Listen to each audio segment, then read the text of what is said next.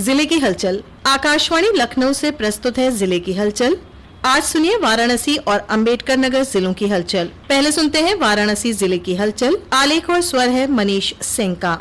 योगी सरकार के निर्देश पर वाराणसी में प्रदेश का पहला पुलिस संग्रहालय स्थापित किया गया है। उत्तर प्रदेश पुलिस की गौरवशाली इतिहास, परंपराओं और समय के साथ बदलते स्वरूप को एक ही छत के नीचे देखने का अवसर अब आम जनता को भी मिलेगा। वाराणसी में प्रदेश का पहला पुलिस संग्रहालय जनता के लिए खोल दिया गया है। यह संग्रहालय न केवल पुलिस की ऐतिहासिक यात्रा को दर्शाता है, बल्कि कानून व्यवस्था बनाए रखने में पुलिस की भूमिका और उसके साहसिक प्रयासों की झलक भी प्रस्तुत करता है। मुख्यमंत्री ने वाराणसी के अपने पिछले दौरे में पुलिस संग्रहालय को देखा था। पुलिस आयुक्त कमिश्नरेट वाराणसी मोहित अग्रवाल ने बताया कि पुलिस की वेशभूषा, हथियार और कार्यशैली आदि से परिचित कराने के उद्देश्य से इस पुलिस संग्रहालय का निर्माण कराया गया है। उत्तर प्रदेश में कानून व्यवस्था को मजबूत बनाने के लिए अपनाई जा रही जीरो टॉलरेंस नीति के बीच यह संग्रहालय पुलिस की विरासत को सहेजने और नई पीढ़ी को उससे परिचित कराने का एक महत्वपूर्ण प्रयास माना जा रहा है। संग्रहालय में पुराने समय के असलहे, ऐतिहासिक दस्तावेज, अपराधियों के रिकॉर्ड वाली डोजियर तथा आधुनिक हथियारों को भी प्रदर्शित किया गया है। इसके अलावा संग्रहालय में पुलिस की वर्दी के बदलते स्वरूप को भी खास तरीके से प्रदर्शित किया गया है। अलग अलग समय में इस्तेमाल की गई वर्दियां यह बताती हैं कि पुलिस बल ने किस तरह अपने स्वरूप और तकनीक को समय के अनुसार ढाला है। अपर पुलिस आयुक्त, सहायक पुलिस आयुक्त police line doctor Ishan Soni ने बताया कि संग्रहालय में रखे गए कई हथियार ऐसे हैं जो वर्षों पहले अपराधियों को सबक सिखाने और उनको सही जगह पहुंचाने में पुलिस द्वारा इस्तेमाल किए जाते थे। इन बंदूकों के साथ उनकी विस्तृत जानकारी भी लिखी गई है। संग्रहालय में नए आधुनिक तकनीक वाले भी असलहे प्रदर्शित किए गए हैं, ताकि संग्रहालय में आने वाले लोग यह समझ सके कि समय के साथ पुलिस की कार्यशैली और संसाधनों में किस प्रकार बदलाव आया है।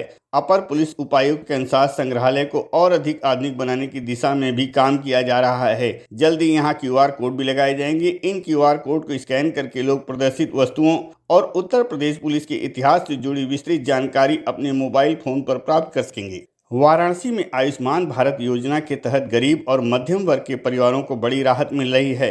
इस योजना में पात्र परिवारों को प्रति वर्ष 5 लाख रुपए तक का स्वास्थ्य बीमा कवर दिया जाता है, जिससे गंभीर बीमारियों का इलाज भी बिना आर्थिक बोझ के संभव हो पा रहा है। वाराणसी स्थित पंडित दीनदयाल उपाध्याय जिला अस्पताल में जब आयुष्मान कार्ड धारकों से बात की गई तो उन्होंने योजना की जमकर सराहना की। मरीजों का कहना है कि उन्हें अस्पताल में पूरी तरह मुफ्त इलाज मिल रहा है और किसी प्रकार का खर्च नहीं देना पड़ रहा है। साथ ही डॉक्टर समय समय पर आकर मरीजों की जांच कर रहे हैं और बेहतर उपचार सुनिश्चित कर रहे हैं। मरीजों ने बताया कि इस योजना के चलते उन्हें अब इलाज को लेकर चिंता नहीं रहती। उन्होंने केंद्र और राज्य सरकार का आभार व्यक्त करते हुए कहा कि आयुष्मान योजना गरीबों के लिए किसी वरदान से कम नहीं है। अस्पताल प्रशासन के अनुसार प्रतिदिन 15 से 20 लोग आयुष्मान कार्ड बनवाने के लिए अस्पताल पहुंच रहे हैं, जबकि 10 से 15 मरीज इलाज के लिए भर्ती हो रहे हैं। सभी मरीजों को योजना के तहत समुचित और सुरक्षित उपचार दिया जा रहा है। स्वास्थ्य सेवाओं के क्षेत्र में यह योजना आम जनता के लिए बड़ी राहत बनकर उभरी है और लगातार अधिक लोग इसका लाभ उठा रहे हैं।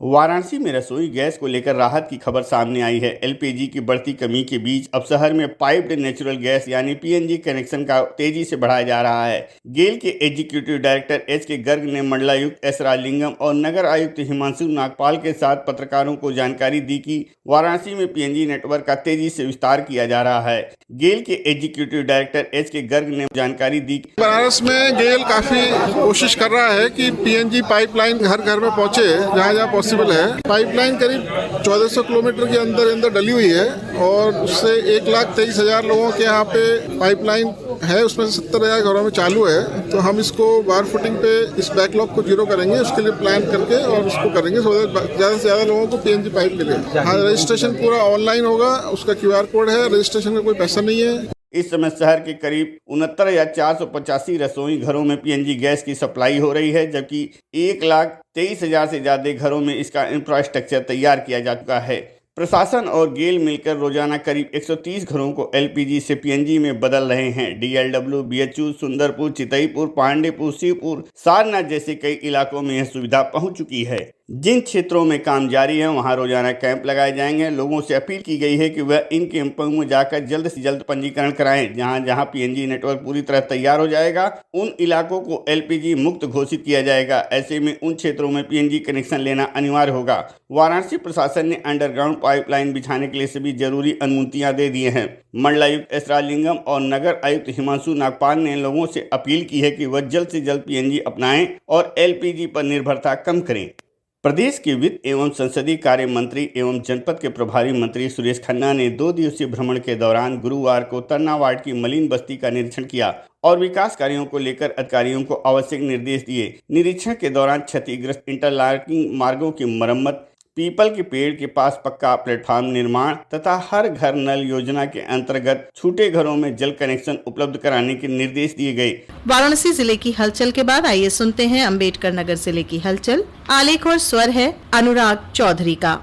प्रदेश सरकार के 9 साल पूरा होने पर अम्बेडकर नगर में नवनिर्माण के 9 साल कार्यक्रम का आयोजन किया गया। कार्यक्रम का शुभारंभ प्रदेश सरकार में मंत्री और जिले के प्रभारी मंत्री गिरीश चंद्र यादव ने किया। इस अवसर पर जिलाधिकारी अनुपम शुक्ला सहित जिले के वरिष्ठ अधिकारी मौजूद रहे। कार्यक्रम में सरकार की योजनाओं से लाभान्वित लाभार्थियों को चेक और आवास की चाबी सौंपा गया। कार्यक्रम में शामिल प्रभारी मंत्री गिरीश चंद्र यादव ने कहा कि सरकार अच्छा स्वास्थ्य पर विशेष ध्यान दे रही है। गरीबों के बच्चों को अच्छी शिक्षा मिले, इसके लिए मॉडल स्कूल बनाए जा रहे हैं। शिक्षा के क्षेत्र में क्रांतिकारी परिवर्तन, जितने भी हमारे प्राथमिक स्कूल थे, ऑपरेशन कायाकल्प के माध्यम से वहाँ फैन लगाए गए, बैठने की व्यवस्था सुनिश्चित की गई, शौचालय बनवाए गए।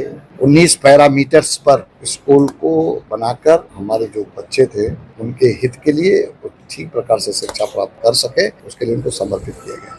प्रभारी मंत्री ने कहा कि गरीबों के इलाज के लिए सरकार ने अब ऐसी व्यवस्था की है कि वे भी निजी अस्पतालों में इलाज करा सकें। अम्बेडकर नगर में युवा रोजगार को बढ़ावा देने के लिए अभियान चलाया जा रहा है। जिलाधिकारी अनुपम शुक्ला युवाओं को अपना उद्योग स्थापित करने के लिए प्रेरित कर रहे हैं। जिला प्रशासन द्वारा इस बात पर विशेष ध्यान दिया जा रहा है कि उद्योग लगाने वाले युवाओं को सरकारी कार्यालय के चक्कर न लगाने पड़े, बैंकों से आसानी से लोन मिल सके। अम्बेडकर नगर में महिला सशक्तिकरण और बालिकाओं के कल्याण के लिए तेजी से काम किया जा रहा है। मुख्यमंत्री कन्या सुमंगला योजना का लाभ व्यापक पैमाने पर मिल रहा है। अम्बेडकर नगर में कन्या सुमंगला योजना के तहत 33,718 बेटियों को लाभ मिला है। 785,61,000 रुपए की धनराशि वितरित की गई है। इस योजना के तहत 25,000 रुपए दिए जाते हैं। डीएम अनुपम शुक्ला ने बताया कि परिवार की वार्षिक आय 3 लाख रुपए से कम होने पर 2 बेटियों के जन्म पर इस योजना का लाभ मिलता है। अम्बेडकर नगर में पर्यटन क्षेत्र का विकास हो रहा है। त्रेता युग से जुड़े श्रवण धाम को जहां भव्यता प्रदान की जा रही है, वहीं अब उत्तर प्रदेश सरकार की पर्यटन नीति के तहत अम्बेडकर नगर का पहला होटल बनने जा रहा है, जिसका निर्माण कार्य शुरू हो गया है। जिलाधिकारी अनुपम शुक्ला और जिला पंचायत अध्यक्ष साधु वर्मा ने भूमि पूजन कर शुभारंभ किया।